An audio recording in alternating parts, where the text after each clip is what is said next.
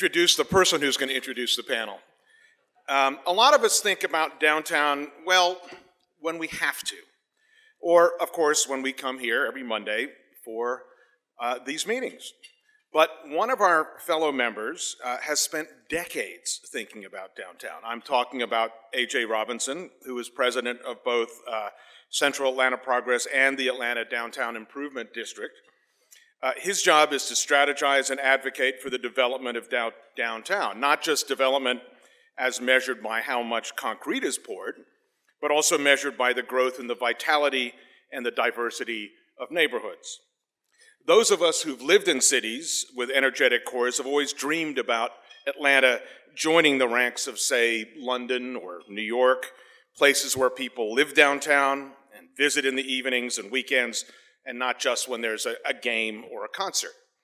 Well, many of AJ's dreams about downtown will be realized this decade, and he's organized a panel to tell us all about it. AJ and Joel, hit it. When you're alone and life is making you lonely, you can always go downtown. When you've got worries, all the noise and the hurry seems to help, I know. Downtown, just... I didn't... Thank you. That was very kind of David. Well, thanks for being here this morning. I'm going to ask our panelists to make your way up to the 4 seats over here. You can, while I'm just introducing what we're going to talk about. And David's right. We're glad to see so many of you here. And one of the reasons we want to have this panel is I've sat in this seat for a long time, and usually someone asks me about what are these people working on. So I decided I'd get tired of explaining what they're working on, so we'll just bring them here to the panel. So let me get things rolling. The one kind of obvious trivia question what really distinguishes this Rotary Club from any other Rotary Club in the world? Anybody want to shout out what that is? Exactly, we meet downtown, and we've been meeting in downtown Atlanta since the beginning of our existence, which is, I think, over 100 years ago. So one of the things that I think will predict after you hear this panel, most likely we met as a Rotary group. Maybe we can work on that from a history lesson as to where Rotary has met for these 100 years.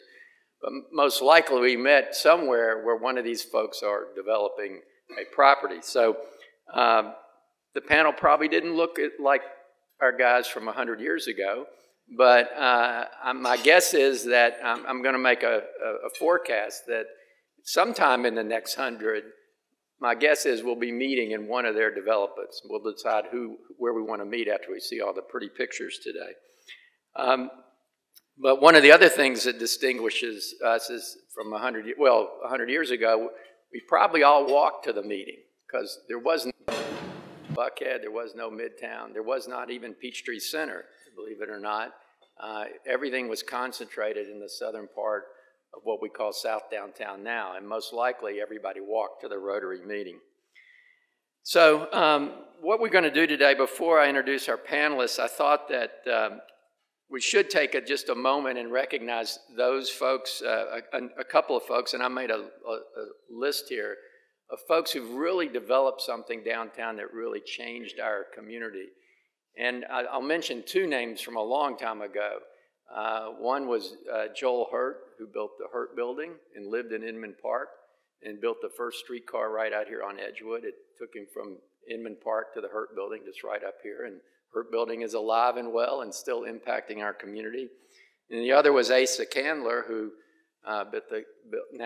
is now called the Candler Hotel, which is another one, a landmark that is now still a vibrant part of our community. And there were many more. I'm just mentioning those 2 because they're probably 2 of the more prominent ones. And over the years, we've had John Portman, who built 17 buildings downtown, Tom Cousins, who built the Bank of America building, 191 building, the Omni Complex, Bernie Marcus, who has given hundreds of millions of dollars to create the Georgia Aquarium and really created a tourism industry, not only for Atlanta, but really for the state of Georgia. Ted Turner, who renovated the Boney Island building, lived on top of it, took over the Omni, made it CNN Center. He even gave us solar panels, the first ones in downtown Atlanta. One you may not know of is Tom Murphy, who was the old Speaker of the House, who really liked the idea of the Congress Center and created enough money to build the whole, in his term in office, to really build what we now call the Georgia World Congress Center. And last but not least, two people who you know, and I don't think Egbert's here today, so I'm definitely going to call him out on that. But Egbert Perry and Renee Glover really changed our community by revitalizing all the public housing around that was in downtown and around downtown Atlanta. And those are just a few. So as you sit and look at our group and hear from them in just a minute, you need to think who's going to be that next person. And all four of these individuals represent companies that I think could make as much a significant impact on our community as the ones I've just mentioned. So before we do that, I'm going to turn to the slides here.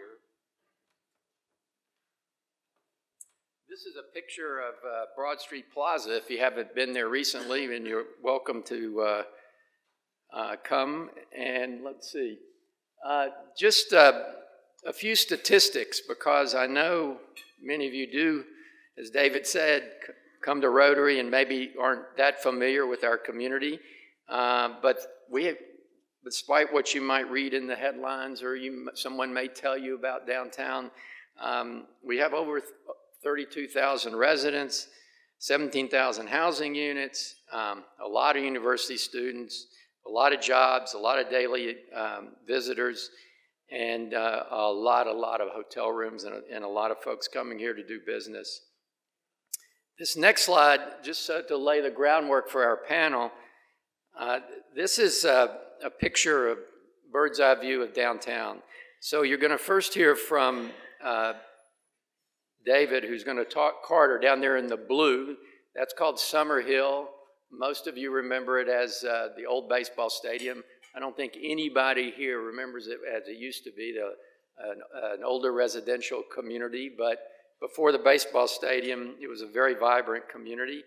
And that's, David's going to talk about that. Top left, the red, is Centennial Yards, affectionately, historically known as the Gulch. Brian's going to brief you about that. By the way, I think Summerhill's about, what, 60 acres, rough? 80 acres, I was off by 20. And Centennial Yards, like 50. So those are huge projects, 50 and 80. South downtown, and we're not going to go by acreage, but a lot of little buildings and historic buildings. And of course, I don't think anyone here doesn't know where Underground Atlanta is. Probably one of the most recognizable landmarks in our city. So with that, let me say a few words about each of our panelists, and then I'm going to let them walk through their slides. Let me just get the right order here. So first, we're going to hear from David Nelson. David, raise your hand. David is Executive Vice President at Carter, and I think most of you are familiar with Carter Development and their wonderful track record here in Atlanta and elsewhere. David has joined Carter in 2009 and has been instrumental in managing this project, I think, for a number of years that you're going to hear about. He's a graduate of Georgia Tech, played basketball there, and also earned his MBA there. So, and you have their bios, so I'm just giving you a brief introduction. Next, you're going to hear from Brian McGowan. And Brian, I know, is no stranger to many of you, but he now is the president of Centennial Yards, a CIM group company. You may not know that Brian worked in the Obama administration as a U.S. Deputy Assistant Secretary of Commerce. He has had many hats here in Atlanta. He's been the CEO of Invest Atlanta, the CEO of the Beltline, and he also was the CEO of the Metro Chamber, and also served at Denton. So he's well known to all of us, did a little stint in Seattle these last few years, and now he's back running Centennial Yards. A person you may not have met yet is April Stammel. April, raise your hand, from Newport. Newport is a German-based company, and April really has been working on this project for a number of years of revitalizing a portfolio of 53, that's 53 historic buildings and 6 acres of developable land in South Downtown. She's a graduate of the University of Florida, and she has just been a wonderful addition to our community since she started here, and also went to Vanderbilt, and she's been great and a joy to work with. Not that the others haven't been a joy to work with also. And last but certainly not least, Shanil Lalani. He's been in Atlanta for 20 years. He founded Lalani Ventures. He's a classic entrepreneur. He's got lots of different businesses. He's got a big real estate portfolio of over 2 million feet of commercial space, and he's got like 2 million in planning. And he also owns the 34 Peachtree, if you remember the old National Bank of Georgia building.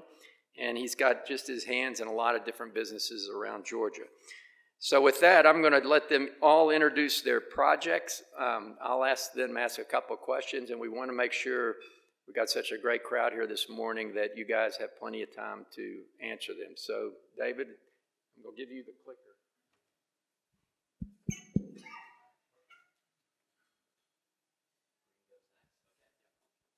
Good afternoon, everyone. All right. Thanks for having all of us here today, and happy to talk about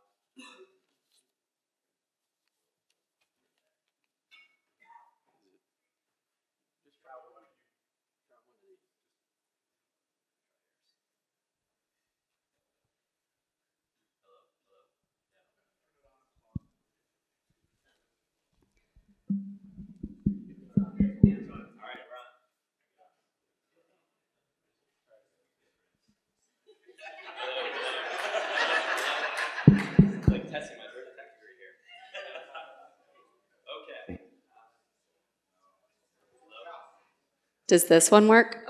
Oh. Turn that one off. Okay. Hello? All right. Hey, thank you back there. All right, off to a swimming start. So, speaking of Asa Candler, actually Carter also owns 40 acres that Asa Candler built at the Metropolitan Lofts, which is now called Met Atlanta, which is actually in the bottom left-hand corner of the screen. You see a big white block. It's actually 8 or so buildings that are warehouses being converted to creative office. And just north of there, Carter's also developed a project with the Morehouse School of Medicine where we built housing and then office space and hospital space for the schools. So, and the YMCA is a partner with us in that project. So Carter's had a really big focus, I'd say, at least in the last 10 or more years in the south side of Atlanta, in downtown, and really believes in it. And it all really started with the project that is highlighted here, which is Summerhill, where we partnered with Georgia State University in acquiring Turner Field, where the Braves used to play, and when Turner Field and the Braves were moving to Cobb County. And what they've done in Cobb County is outstanding, and there was a lot of fear and nervousness about what would happen with this property. And AJ talked a little bit about how before the Braves and before the Falcons and the Braves played at Fulton County Stadium, this was a thriving neighborhood. And really it goes back further than that, before the highways really came through, of when streetcars came through this neighborhood. Piedmont Hospital was actually on the site where Fulton County Stadium used to be, and all of the streets connected all the way through. There was a neighborhood, Washington-Rawson, doesn't even exist anymore. It's kind of where the interchange of 20 and 75, 85, but when the highways came through, professional stadiums came in. I think there was 2,500 to 5,000 residents that were displaced, homes that just disappeared. Even joked that I think there was a Taco Bell and a KFC on the corner of Georgia and Hank Aaron that didn't make it. And you don't usually see those going out of business. And so there was a lot of fear with the neighbors of what would happen, but kind of fast forward to all the great things that Georgia State has done, and then the things that we've done, and then others around us. There's been about $800 million of investment that has come to this neighborhood and our project really within a block of our project. So about $800 million, and that's Georgia State making investments in Turner Field to play football and house other athletics, as well as building an $85 million convocation center, which is at the very northern end of the site across from the old Ramada Hotel, if you're familiar with that, where they play basketball now. And then they have plans for future improvements, which include baseball and softball facilities and parking. And then investments from Carter and other developers where there's now, I think, 3,000 or more people that now live in Summerhill that didn't live here before this project started. So several multifamily projects, one student housing project, and then we also recently signed a lease with Publix, and Publix, as well as some shopping, center around it, will be coming in this summer. And so if you were to be down in Summerhill, completely different than your experience going to a Braves game where you would have parked and tried to leave as fast as possible. We bought all the old buildings along Georgia Avenue. We chose to keep the name Summerhill and not just make up a name for our project. We really wanted to become a part of the neighborhood and a part of the community. And there's a rich history there, and just felt like we could be the commercial neighbor to the residential neighbors. And so we've really locked arms with the neighborhood. We're fortunate. We think a great name in Summerhill, but then we also have two major streets in Georgia Avenue and Hank Aaron Drive that we've really leaned into from a branding perspective. But Georgia Avenue is designed to be a neighborhood street full of restaurants and bars and shopping that mostly are neighbors. So there's a lot of individuals that live in the neighborhood are shop owners, and a lot of James Beard award-winning chefs as well that are in this. And a lot of big patios, so would definitely recommend going down there for either lunch or dinner sometime. And then what's coming, we've talked about Publix. It's a 50,000 square foot Publix, full-scale Publix that has a pharmacy and deli and eating area, so everything you would need from a residential shopping perspective, and about 35,000 square feet of retail alongside it, with Piedmont Healthcare will be there, Piedmont Primary Care, as well as an urgent care, and then a lot of other services that the neighbors wanted. The neighbors told us when we started this project, and there was a list of things that were desired, but one was a grocery store that didn't have an animal name in it. And so we're thankful that we have that. And also, when we asked them what kind of retail they needed, they literally looked around the room and said, we need everything. I mean, there's not an orthodontist within 3 miles of this neighborhood. I mean, there's nothing around the neighborhood. So it's like, we need that and that and that and that. And so thankful that we do have a lot of the service-based retail that'll be coming in, and like a dentist and urgent care and primary care that are really needed for the neighborhood.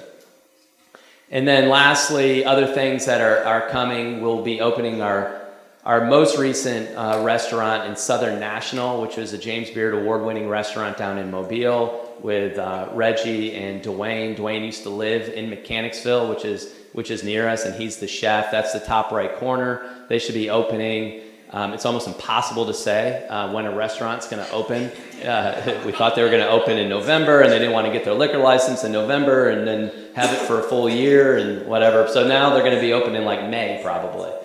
And then we have the first Atlanta's bus rapid transit line that'll be connecting the 5 Points MARTA station down to the Southern Beltline, as well as a 360-unit multifamily project that we are currently in for permit on. And maybe if interest rates didn't go up quite as much as they would have, we would have been started in January, and now we think we'll be started in November. So, but that's the next phase of project for us. All right, Brian, you're up. Is this working?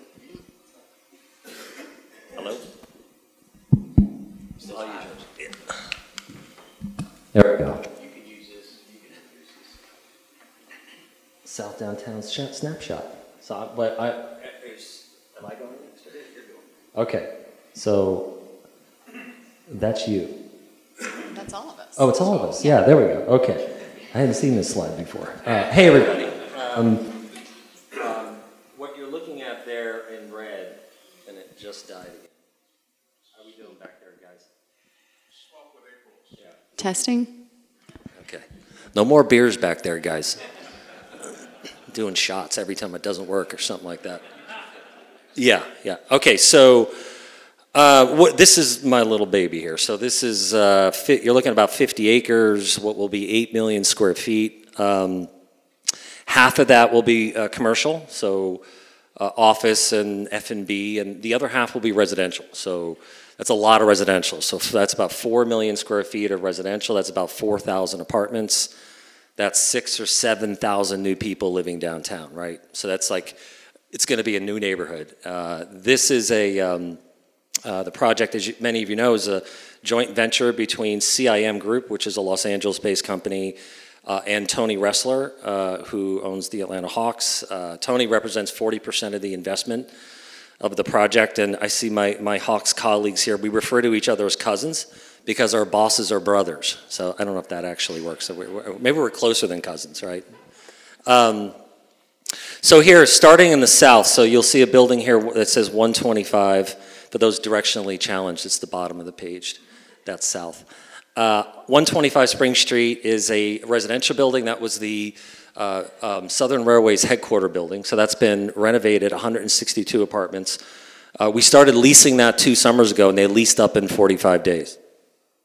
Significant, I think, for everybody, because when I got here a year and a half ago and I moved back to Atlanta, a lot of my friends would say, nobody's going to live downtown. Like, it's unsafe, there's no supermarkets, there's no coffee shops. Not true. Leased up in 45 days, 94% leased today. So that really made us think differently about the rest of the project. The bridge running between those 2 buildings was formerly known as the Nelson Street Bridge. The city condemned that in 2018. We committed to tearing it down and rebuilding it as a pedestrian bridge, pedestrian-only bridge. So that's done. It's rebuilt. If you haven't seen it, go down. If you're on TikTok, people are posting TikToks and roller skating and biking on the bridge. It's a really cool pedestrian space. And so we're really excited about that. We're actually going to dedicate the bridge next week to Carrie Logan Steele. So Carrie Logan Steele is known as the mother of orphans. I see some people nodding and know who she is. So it'll be known as the Steele Bridge as of next week. The 99 building, the smaller of the 2, is, we basically gutted that building. It's a 90,000 square foot building. We think it'd be a great boutique hotel. We've designed it as a boutique hotel or a creative office space, but we're talking to a couple of boutique hotel operators who are very interested in that site. Moving up to E1, the nose-shaped site, E1 and E2, we broke ground on those in November. So we're very excited about that. If you haven't been, next time you're down, look over the rail and you'll see a lot of dirt moving. So we're going to have construction cranes up on both of those sites in May. So we're very excited about that. E1 will be a hotel, 294 rooms over retail and restaurants. CIM is going to flag and operate that hotel. E2 is a residential building, 306 apartments over retail as well. Again, broke ground, very excited about that. G1 is a 54 apartments, over 5,000 square feet of retail. That's on the Castleberry Hillside there. And then G2, G3 is another 240 apartment building over 5,000 square feet of retail. We'll break ground on those 2 buildings before the end of the year. So we'll have 4 new buildings under construction by the end of the year. So anybody who, I hear people say, when are they going to start building things? We've already started. Go down and take a look. So fly all the way across the site to A4. That's the site of the AJC printing press building. We own that building. We're going to tear that down, obviously. We have permits to tear it down. We've designed that as an office building, so 520,000 square feet, Class A office building, post-pandemic Class A office building. There's going to be pre- and post-pandemic office buildings in the future. This is designed to be specifically a post-pandemic office building. SOM designed. We were barreling down the road on that, and then all the tech companies tapped their brakes a bit. So we're pushing on that, just it's not a top priority for us right now. But what I'm most excited to tell you about is this 6-pack of parcels here. So that's roughly where the CNN deck is today. We've hired Gensler to design what we're calling internally the first phase of the entertainment district. Although every time I say that to Richard, Richard says, the whole thing's an entertainment district. So I was okay, it's the first phase of it. But envision live music venues, another hotel, restaurants and bars and things like that. So more to come on that, but our plan is to break ground on that part of the project within 12 months. So we're moving very fast. I was talking to some friends earlier. We're actually self-performing, which means we're going to be the GC on those first 4 buildings. So we're hiring people, we're setting it up, and we're doing it ourselves, the first 4. We won't build all of the parcels ourselves, so we'll sell some of those, but this is where our initial focus is right now.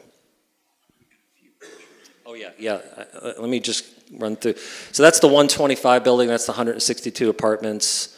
That's the bridge, the Nelson Street, or the Steel Bridge, the Steel Bridge. That's the hotel on the left. It's not going to be called Anthem.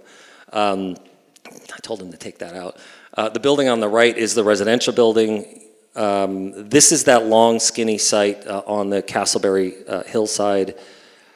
That's what we call Spring Street Phase 2. This is Mitchell Street. Imagine Mitchell Street going from what you all are doing on Restaurant Row and 222 Mitchell all the way down. It's in 2 years, 3 years, is going to be completely different. Like that's, when you come down for games or concerts, that's where you're going to be. You're going to be hanging out here. And I forgot to mention at the bottom of the 125 building, can I go back? Yeah. This building, there's a brewery opened. So Wildly Brewing is open. It's a 25,000 square foot brewery. It's fantastic. Definitely you guys should go. I went to a Hawks game on Saturday night. We all ended up there after the Hawks game. And I'm told before and after United games, it's packed shoulder to shoulder. Everybody leaves at the same time. They march across that bridge. They go to the game, and they end up coming back after the game. So you're already feeling kind of a difference, a change in downtown. I think that's all I got. Test. Oh, this one works. Okay. Hi, everyone. Thank you for having us. I think this is a really timely conversation. And I am representing Newport, so we're sort of a new player in the development world here in Atlanta. But we planted our headquarters here in 2016, really not knowing what our first investment was going to be. But the local team here kind of rallied around a few projects and ended up walking the streets of South Downtown and became really committed and convicted that this is where we needed to start. So over the course of 2016 to 2018, we purchased what was the foundation of our portfolio. It was over 25 transactions, a lot of really hard work, knocking on doors, looking up tax parcels and making cold call phone calls, but we ended up making some great traction. And really our story at the time then was we just need to buy enough to be able to ignite a momentum shift for this neighborhood and to really outline an opportunity for future investment. Since that time period, as AJ mentioned, we've picked up a couple parcels here and there, so we're at 53 buildings, about 6 acres of surface parking, and are really, really focused on our first deliveries. 6 years into this and being part of the team, I can say that we do have a restaurant opening this weekend. So very excited about that. But the north side of the street, as part of our phase 1 on Mitchell Street, is called Historic Hotel Row. These buildings are fantastic. They're 1908, 1909 built hotels that were built to serve the original train station here in Atlanta. While the train station was torn down in the 70s, thankfully these buildings remained largely intact and mostly just ignored. So we have taken it upon ourselves to spend a lot of time and a lot of resources, not dissimilar to Carter and their investment in Georgia Avenue, truly making these remarkable assets for the city. This Hotel Row is exactly where that first restaurant's going to open on Saturday. Along with the Thai restaurant, we have plans for Spiller Park Coffee, who was the first operator at Ponce City Market when Jamestown was early in their renovations there, so not new to going into a project that is forging the way for new development. Pizza Clementine, a new pizza concept, 1280, which is a flower shop, 13th floor, which is a cocktail bar, and others are signing along the way. So our retail story, along with Wildleaf and everything that CIM is doing, is starting really strong. And will certainly continue to pave the way for people's perception of South Downtown to continue to shift. Across the street, some of you may recognize this, but this is 222 Mitchell Street in 1951. But it was originally built as the Citizens and Southern Bank building as a 4-story. It currently is much larger than that. It takes over an entire city block at 330 gross square feet. So it's the largest building in our portfolio. While we have studied this, and many before us studied this for residential conversion, it just didn't work that way. So pre-pandemic, we made the decision to create this into Class A office and about 90,000 square feet of retail, really focusing on that ground floor, street level experience, activating the rooftop with 25,000 square feet of rooftop dining, and then even utilizing the great basement space for a gym. So this is the activity that's going on just south of a historic hotel row, and the transformation is unbelievable. It's amazing what a little pressure washing and some new windows can do to actually making the pedestrian experience feel just different, much different. And then for our future planning, residential is gonna actually be the thing that transforms this neighborhood. And so we take a lot of responsibility in looking at the lots that we have and trying to identify where and how do we start building residential in the neighborhood. So these two buildings are on South Broad Street, 1 block away from that historic hotel row in 222 Mitchell. And this is our first residential that we have in with the city right now for permitting. You know, again, not dissimilar to Carter, we would have gotten these financed late last year, but we're hopeful that we'll be shovel ready, GC on board, and these will be, you know, start moving by the end of this year.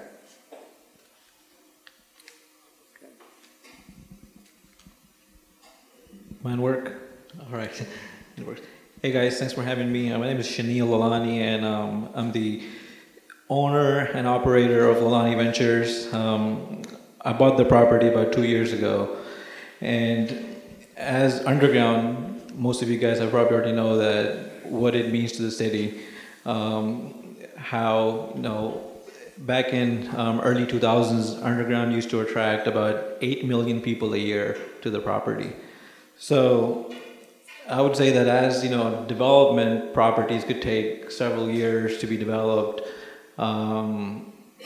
When we took over, it's about 4 city blocks. So we wanted to reopen the property. How do we activate it? How do we bring people back to the property while we work on a redevelopment strategy? So what you're going to see here is our active current tenants who we've brought to the property after we've purchased it. It does not include the Fulton County DA's office that we've leased, but these are the most of our nightlife tenants, as underground was and is starting to become a nightlife district. This is focusing on only 1 block of the property, which is where the Kenny's Alley is and the food hall used to be. So while we're working on the other blocks, our goal has been to reopen, activate this phase as we're about 5-6 years out from doing anything here. And this is the map of our property that the one you see in purple is our phase 1, where we're trying to do a student housing tower and 2 residential tower with affordability to it. Then we'll come across a street where you see a dome shape and a circle building, which would be a mixed-use property. But right now we're focusing on block 1, and if you go on block 2 is where you saw the list of tenants that we have activated under our ownership. And these are the views that we only have 1 for now, as we're still finalizing our master plan. We're shooting for about a couple of million of square feet of real estate. One of the things that really attracted me when I bought underground was the zoning allowed us to build 11 million square feet over here on 4 city blocks. So we was like, wow, this property, where it sits, what it means to the city, this is an iconic development. We wanted to take our time on what we do here. So this view that you're seeing here is on Peachtree Street, looking over Pryor. These are the 2 residential towers that we're targeting, basically taking a picture from the 5 Points MARTA station. I'm sure most of you guys have been following, what the 5 Points MARTA station is undergoing a huge, $250 million development, along with what Carter, Newport, and CIM is doing. We're really excited, but that's where we are. I think we got a few minutes for questions. I did want to give an update. Reggie Washington happens to be a good friend of mine, and he guarantees they'll be open by May 1st. So who's got a question from one of our members? Eloisa? The World Cup is coming. How is that impacting your planning and thoughts? The question was regarding the World Cup and how that impacts all of this development. I just ordered a countdown clock for the office. So we're using that to really push. In fact, the 6-pack of parcels that I told you about earlier that are on the CNN deck, we want to have at least part of that delivered by World Cup. The entire Centennial Yard South and all the buildings that I mentioned will all be done, and all the retail will be open. Yeah, our funding structure is a little bit different. So while the World Cup is it's going to be an amazing event for our neighborhood, we're trying to think about the work that we're putting into Hotel Row and 222 and those residential buildings you saw. Those are our goal. That's our goalpost. We have another 5.5 acres of surface parking and about 500,000 square feet of additional retail and historic buildings. And we're trying to figure out how to utilize those in the best way possible for World Cup, knowing that they may not be fully developed, fully ready for permanent restaurants or entertainment. Yeah, we're trying to finish our first phase before the World Cup. So we are finalizing our designs, our plans, and also getting bids from contractors, and the general market is not really helping, but we're also talking to the city as well on how we can work together on this. So it all depends on the partnership on how fast we can work with them so we can deliver before the World Cup. Okay, Bill, you had a question? I'd like to know from each of you more about the affordability part of your project. I think our workers are getting pushed out further and further out of town without transportation choices. So we all talk about it. Is any of it built into the project? So 20% of all the units we build will be affordable at 80% of AMI for 99 years. We've also committed that 25% of the entry-level workforce jobs we're hiring people who live in the city of Atlanta to do that work. We also have a 38% MFBE goal. We're at 39.5% right now. So 38% of all of our spend will be with MFBE qualified firms. And then we also gave the previous mayor a check for $33.5 million to use for equity and inclusion initiatives anywhere in the city. So and we'll do more, but that's where we're starting. We're taking a little bit of a different approach. In our first residential buildings, thanks to Invest Atlanta, 20% of one of those buildings, so 70 units, will be affordable, same metrics. We also have 20% of affordable commercial in those projects, which is really unique. So about 7,000 square feet will be under market. But we like to think about it in terms of affordable lifestyle, right? So can we build a grocery store? Can we put in the pharmacy? Could we put in urgent care, child care, where people can live without a vehicle, which makes their lifestyle more affordable, and utilize our transit system, which is so rich in our neighborhood and only getting better. And so we've continued to think about that circle surrounding affordability, not just the housing piece. And to be honest, our portfolio of retail, I think, is going to generally lend itself to be able to diversify with the affordability from a tenancy standpoint. So Spiller Park Coffee, but also a bodega. Like, we don't need them all to be high credit tenants. We need to make sure that we can offer something that creates a diverse neighborhood for all Atlanta to enjoy. So that's what we're focused on. Yeah, we're early on in our conversations with Invest Atlanta, but we know that affordability is going to be key to our project. Again, where it sits next to the busiest transit station and all the government buildings right behind us. So we are targeting for 20% or more affordability to our project. So we have 10% affordability requirement and commitment across all of our sites within Summerhill. We have one site that's 15%, the southeastern site, and then from similarly in a retail or commercial standpoint, we've had 65% of our businesses have been either minority or female-owned businesses, and 20% of those are black-owned businesses. Publix will ultimately kind of shake that up a bit, but I know that the leasing that Branch is doing right now on all the businesses alongside of Publix, more than 50% of those are minority and female-owned businesses as well. And then we also have a commitment in terms of design and construction that 30% of the work would be done by minority or female-owned businesses. Leona, I know you had a question. Yes. I just want to thank all of you for this great presentation. It's exciting. It's very exciting.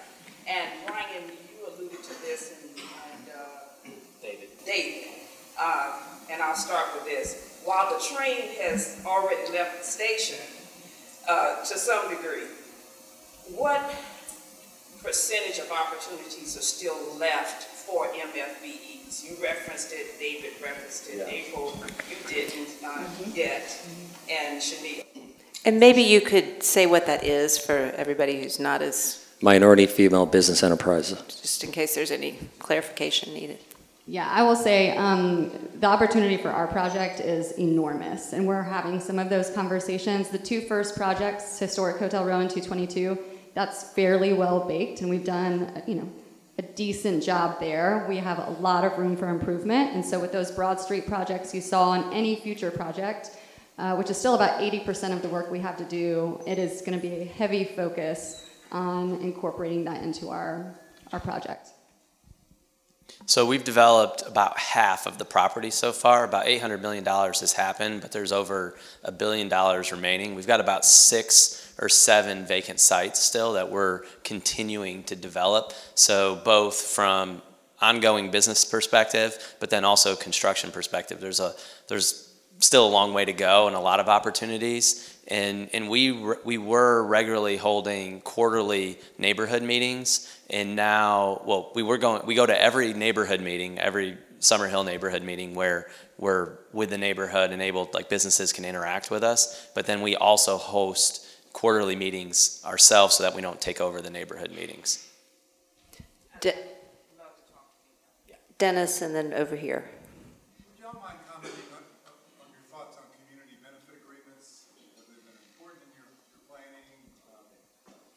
Yeah, I mean, for us, it was critical. We have a couple of incentives with the property, so we were required to do a number of things, including rebuilding that bridge, our MFBE commitment, our affordability.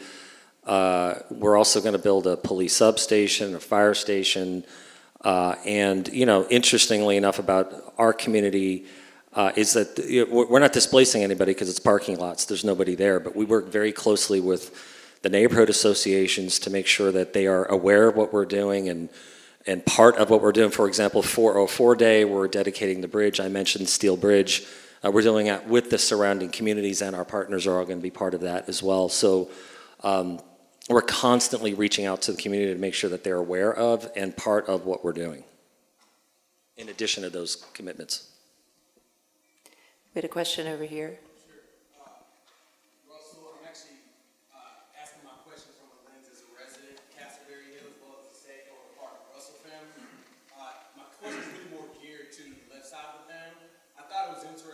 Summerhill was kind of hard to make ground, and you guys mentioned kind of keeping the identity of Summerhill and tapping into history. Given that you guys are all neighbors, the underground, CIM, Newport, what's your thoughts on the community as far as the district? Is it going to be one general downtown district, or would you break like South Downtown? Because I'm in Castleberry Hill, so these things are kind of interesting to me. Go ahead. I mean, I'll start. When 2016, when we started gaining some traction purchasing our buildings and creating this portfolio, we tried to come up with some names of what to call our holdings within the neighborhood. And eventually we got to a short list of names. We invited in about 15 to 18 community members, people who lived in the neighborhood, people who worked in the neighborhood, a couple of government workers, and we said, hey, here's what we're thinking about calling this. And they said, why are you creating a name for us? We already have a name. It's South Downtown. We said, great. Again, Summerhill is another example of this, but we just let the community answer our question of what do we call this work? And so thankfully we've got great neighbors who are joining in and sort of like building in more equity on South Downtown. But I do believe that South Downtown's the right name. It's the name that people feel really attached to who have been there for a long time. And there's just different players within that neighborhood right now trying to make it great. And I hope that there's no defining line where you cross over from Hotel Row and walk, 200 feet down the street towards Centennial Yards and you all of a sudden feel this very drastic difference. It should feel holistic and like we've coordinated and collaborated to just make it a great area. Sam and then David. What role do you depend on CAP in working through all the things you're trying to do down there? I'm on the board of CAP. I think we all have some representative on CAP. CAP, as we all know, I'm going to speak for AJ's, the resources is an issue. It's a huge geography. We're going to add a lot more geography. So when you talk about homelessness problems or public safety, it's just going to expand that footprint. But with the work we're doing, we're going to create more value in property taxes, and hopefully some of that money will go back to CAP and help be able to expand the services that they offer throughout the entire downtown. David? Yeah, Chanel, I noted in one of your slides that the drag shows are part of one of your entertainment. Obviously, that's been a hot potato politically, and I wonder for all of you, you worry about rising interest rates, but how much do you worry about the damage politicians can do? I thought you were going to participate in the action. I think they're going to be softball questions. Yeah, look, I mean, they're one of our tenants, so I know that they're growing, they're doing great. I'm not really following on what their how would impact them, but as far as we know, I mean, they're sold out every weekend. I would say to answer that question and like how do politics affect, all those decisions always are going to affect what we do. The route that we've tried to go in all of this, and this is being in sync with the neighborhood has been incredibly important to us, because whatever we do impacts the neighborhood and it impacts our partners like in Georgia State. So having those conversations, and it doesn't mean that we're going to do something that Georgia State, we're not always going to agree on everything we're going to do, but if we're transparent about it and why we're doing it, we can at least come to common ground on that. There have been events that we've had in the neighborhood that have caused a lot of noise, and there have been a lot of things that we've had to do. Most recently, it was during COVID when the Wendy's burned down on University. There was a march from the police precinct down Georgia Avenue, down Pollard. I mean, we knew that a march was coming. We didn't know, I mean, what are we going to do with our businesses that had just opened, say 6 months before in buildings that had been abandoned for 30 years? And so we went, I mean, this would be like a tough political, like what do we board the buildings up? Do we leave them open? If we board them up, what does that mean? What are we saying about the movement? How do we deal with this? And we went to the neighborhood and really ultimately asked them the question, like, how do we respond to something like this? And the way we responded was the neighbors were there with us, boarding up the buildings, and we were there with the neighbors, handing out waters to the marchers that were coming down with the restaurant and business owners. And so ultimately, we are living in this neighborhood. We are working in this neighborhood. We are part of this neighborhood. And again, we're not going to do everything exactly right, but hopefully we get most things right. You're not going to always love your neighbor, but you have to live near them. And so that's what that's how we try to approach those in any of those decisions. April, I saw you nodding your head a lot, so what would you like to add to that question? No, I mean, I think it's just similar posture. I mean, we, one of our neighbors is City Hall and the state capitol. And so 3 blocks down the street, they're also looking at us in a little bit of a different lens, saying, hey, you're our employee retention, right? You're our talent recruitment tool. Like, having a neighborhood that's vibrant and lively is only going to help us get people back to City Hall and filling these buildings. And so there's this, we need each other.